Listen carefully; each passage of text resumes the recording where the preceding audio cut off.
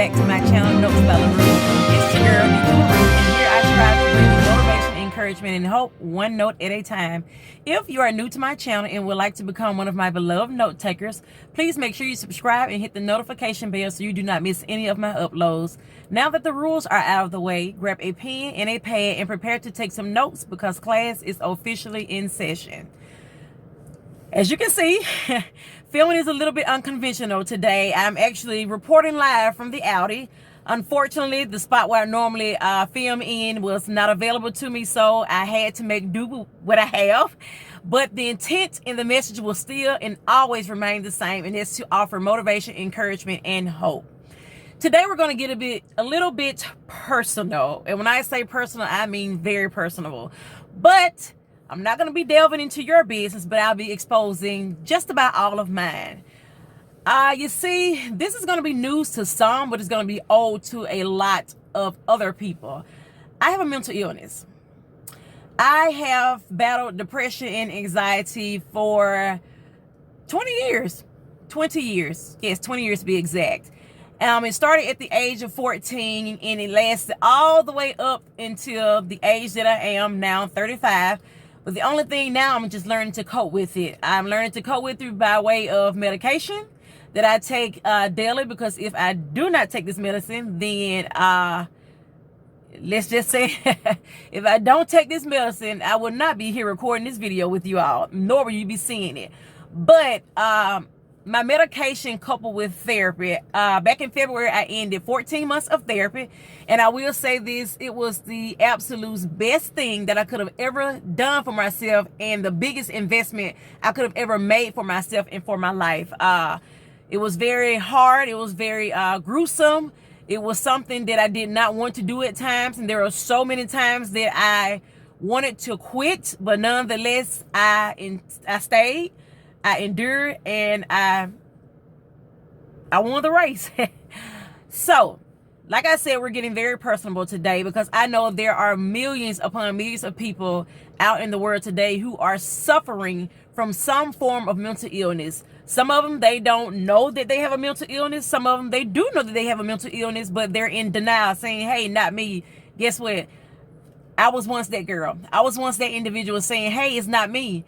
Because when I was going through what I was going through at the age of 14, I figured it was because of my home life. Because, you know, the utilities were constantly being cut off. We didn't have any food at home, you know. We didn't have really any clothes to wear, you know. Salvation Army was our best friend. We got all of our clothes from the Salvation Army, and when we got done with them, we passed it on down to the next sibling.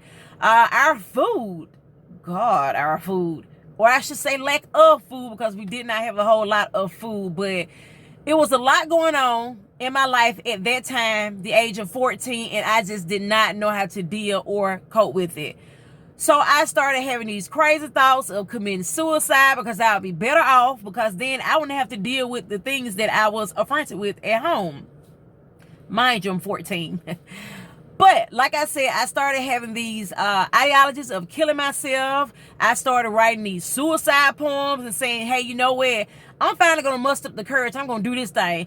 I'm going to take myself up out of here, because I'm tired of going through what I'm going through. I have not done anything to warrant what I'm going through. Besides, I'm 14 years old. I have no control over my situation. But something that I knew that I did have control over, and that was whether or not I chose to live or to die. So I thought, rather than take myself out, thank you, Lord, thank you, God. Rather than take myself out, I just chose to suppress my pain and to deal with it the best way I knew how, which was not dealing with it at all. Unfortunately, that did not work for me, because the pain only got worse and worse, and then the thoughts that were running through my mind only became more rapid, and it was just like non-stop. Constantly something going through my mind telling me, hey, do this. Hey, you'll be better off if you do that. And like I said, for a while I believed it, until one day I had had enough. I was going to see my physician, and I told her what I had been battling through and what I was going with. And Lord knows I didn't want to tell that lady, because I did not want to be another statistic. I did not want the, the stigma that went along with having a mental illness, because at that time I did not know that's what it was. I just thought I had the blues. Days I would feel so bad and down in the dumps, but days later I would get better. I mean, it was constant. It was in and out, in and out. But as I became an adult, probably about the age of 21 maybe, it just got worse, and it did not let up, and it did not stop. I mean, I was constantly down all the time. I did not want to get out of bed. I did not want to go to school. I did not want to go to work. I did not want to deal with anything or anybody. Hell, I didn't even want to deal with my problems that I was going through. And so because of that, I was angry all the time. I took my anger and my frustration out on my family. I took it out on my friends. I took it out on my colleagues. I took it out on my classmates, because, hell, I'm hurting. I don't know how to deal with this. I do not know how to cope with this. So I really did the only thing that I knew how to do, which was not the best thing at that time to do. And that was just to lash out at everybody. Because I'm like, listen, I'm going through this, and I have no business going through this. I want everybody to feel the exact same way that I feel.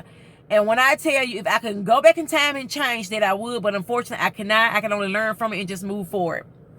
Again, I went to my doctor. She ran some tests, and she came back and told me the worst news I could have possibly ever gotten in my life. And that was the fact that I was clinically depressed. And I'm like, huh? Say what? What? And she was like, you are clinically depressed.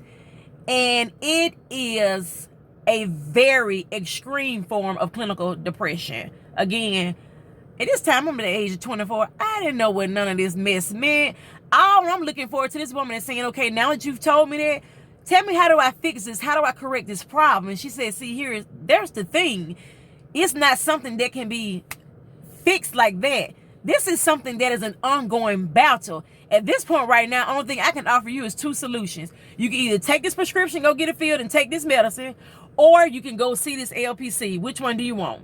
So, I went for the pills. I wanted the quick fix thing, because I'm thinking in my mind, okay, if I just take these pills, then everything is gonna be all right. I'm gonna be good. I can go back to resuming my life. My life would be better if I can just get past this phase that I'm going through in my life. Did not happen. Totally did not happen the way I thought it would happen, or the way I wanted to happen. So I got my prescription filled. I started taking the medication, and at that time I took Lexapro. It was not the best medication for me. And let me just say this disclaimer right now. If you are going through a mental illness, or you're having some type of problems, this video is not meant to diagnose you. You need to run to your physician immediately. Whatever medication they are giving you and telling you to take, you need to take it. If it's not working for you, you tell them otherwise. I just know what did not work for me. And Lexapro did not work for me. If anything, it had me feeling like I was a freaking zombie. Okay? Somebody could have said, oh my God, that lady just got hit by a car. And I would have been like, really? Oh, wow. Sucks to be her. That's how that medicine made me feel. So I went to my physician. I said, hey, listen, this ain't working. I need you to give me something else. I need you to give me something stronger and something that's better. And she said, hey, listen, you need to give it time and get it into your system. And I was like, no, F that. Give me something else. So when she would not budge, give me something else, she said, hey, you still got the option. You can go see LPC. So I ended up seeing LPC, which is a licensed professional counselor. I ended up seeing this individual, and I say it worked for a while. A while is all it worked for. And I don't know if it's because of the fact that I did not, keep up with my phone. Sorry. I didn't know if it's the fact because I did not keep up with it. I was not consistent with it. Who knows why it did not work, but for me, it just did not work. And so, like I said, I continue to live my life wearing this mask, putting on a front, desperate being the hero to everybody that I needed for myself. And I needed a hero bad. I needed saving really, really, really, really bad. So I continued on my life. Things never let up. They never got any better. So I went to my current physician, who I have now almost 2 years ago. And I told him, I said, hey, listen, I need to talk to you about something. And I ain't gonna lie, I was scared shitless because I didn't know what this white man was gonna say to me or what he was gonna think about me. I said, hey, listen, I need to talk to you about something. I need to go sit on somebody's couch. Like yesterday, sitting on somebody's couch, and he said, okay, what's the problem? I was like, oh, I just got stuff I need to talk about, just, stuff that I just need to release and get out. And he said, okay, well, tell me, I'm listening. I was like, no, I need to be on somebody's couch, like, constantly. Like, I need to talk to them, like, quite often. He says, oh, that kind of talk. And I said, yeah, that kind of talk. And he said, okay, I'm going to ask you a few questions. And one of the first questions he asked me is, have you thought about killing yourself? Yes, I have. He says, okay, have you ever thought that maybe life would be better if you were not here?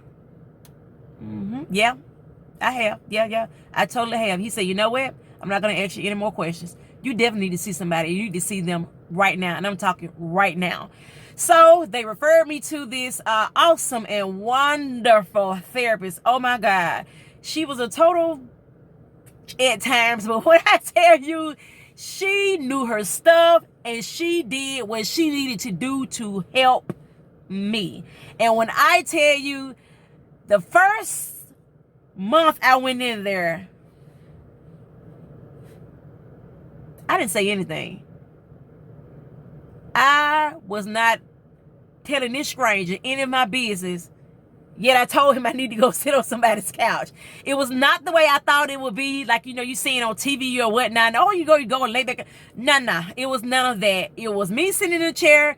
She was sitting in the chair directly in front of me. And when I say in front of me, I'm talking about up close and personal. And personal is exactly what we got. Very, very, very personal. But like I said, for the first month, I didn't say anything. And, she told me, she said, hey, listen, you paying me. So regardless if you speak or not, I'm still getting my check. And I said, you know what? You are absolutely right. I'm coming in here to you. At this time, I was going 3 times a week. 3 times a week. I was going to see this lady for an hour. Expensive hour at that. So I finally just gave in. I said, hey, listen, I need some help. I don't even know where to start. And she said, just don't worry about a starting place. Just speak. And when I tell you I spoke. I did not stop until I told that lady everything that had happened in my childhood, as early back as I can remember, all the way up until now. I told it all. And at that point, I didn't give a damn who knew it. I didn't give a damn who she was going to tell it to. All I know is I had gotten it out. And it felt so good. I felt so relieved. And I just cried like a newborn baby. And I remember looking at her and I told her, help me, please, help me. And she said, we are going to do exactly that. So for the next 14 months, that is exactly what that lady did. She helped me. She dug deep in. She brought out stuff that I thought I had suppressed and, would never revisit again. She brought it all out, from my daddy issues to growing up, living below the poverty line, to, colorisms, having an issue with my skin color. That's another topic coming later. Having issues with my skin color because I did not always think that dark and black was beautiful, but now I know it is beyond beautiful. It is so gorgeous. I wouldn't want to be any other flavor than I already am, which is brown skin girl. So, we touched up on everything. Nothing was left off the table. And I told her, I need to take care of what I have going on right now because God is going to take me to some places. He really is.